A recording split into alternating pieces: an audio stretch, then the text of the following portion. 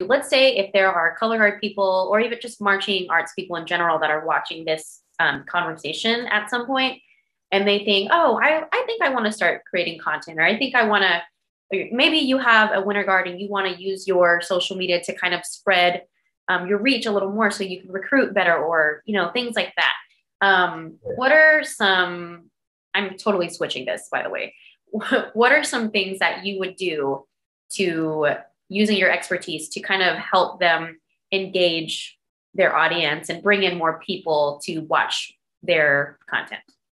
It's a great question. Let me see. Where do I start? I guess in terms of, we kind of spoke about it a little bit, but I guess going back to my number one rules is like, if you, let's say you have a color guard and you're starting a social media account that you want to run the post about the color guard, a lot of people,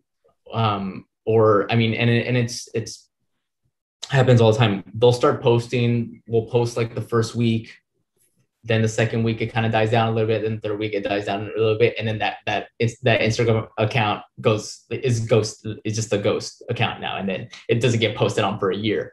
So if you want to start a social media account, make sure that you have goals in place. Why are you starting a social media account? Are you starting a social media account because you want more members to join this winter guard? You want to see people, you want people to see the color guard rehearsing? Why should we be interested? Essentially, that's a good question to ask. Like, why should anybody be interested in what's going to be different from this other hundreds of color guard Instagram accounts that people are posting as? And don't get me wrong, a lot of color guard Instagram accounts now have gotten really great at their strategy, but there's always room to be different and to change it up, like and be creative with it. Another question I would ask is like, you don't have to be on every single social media platform. Like it's just it's one of those things like where at least me sometimes like when I started for my professional work, like if I'm starting a show account, like sometimes I'm like, okay, this type of show, the audience doesn't call for Facebook. Like we're not going to put our strategy on Facebook. So let's just do Twitter and Instagram because we see people, it's easier to share content there or depending on the strategy you're taking.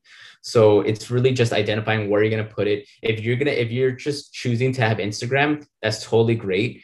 Make sure that you have a strategy in place where you're thinking about how you're going to post things. So I'm just spitballing here, but like, okay, if you're going to, obviously with Instagram, it's like a multi-purpose like social media app now. You got Instagram feed, you got stories, you got reels, you got other stuff, the IG lives, like what? You can shop on the app. It's really good. Shop on the app. Oh my God, correct. Exactly. So it's at least familiarizing yourself with all of that and seeing what like how people are digesting content on there like that.